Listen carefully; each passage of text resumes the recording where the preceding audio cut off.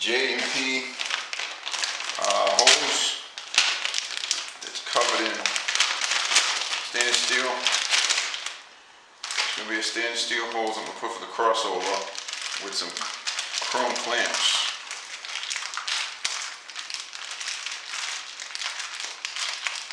The chrome clamps.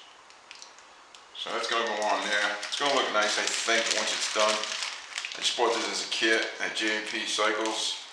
If you guys are interested in this kit, I don't know if you can see the screw in it, but it's at, just look for a 5/16 braided stainless fuel line, stainless steel cut to length, and hose clamp kit. I think it'll be a nice touch in the front. It wasn't that expensive, even though I had to replace. Alright, let's get this on.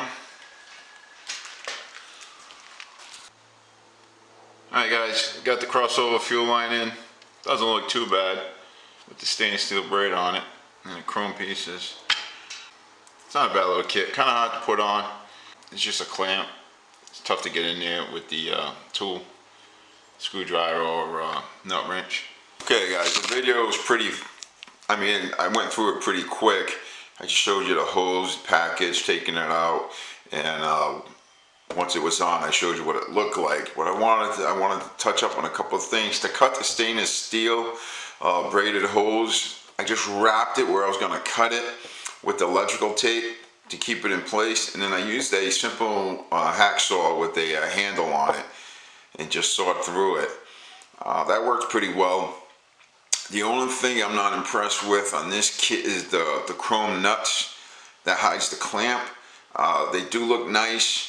I thought that when the clamp got tightened down, it would tighten on the chrome covers, the chrome nuts, but those things actually move around, so I guess with the bike running, it'd probably vibrate. So to prevent that, I wrapped the end of the hose with some electrical tape. I put enough on there so when I slid the nut on, it would just hold it in place snug.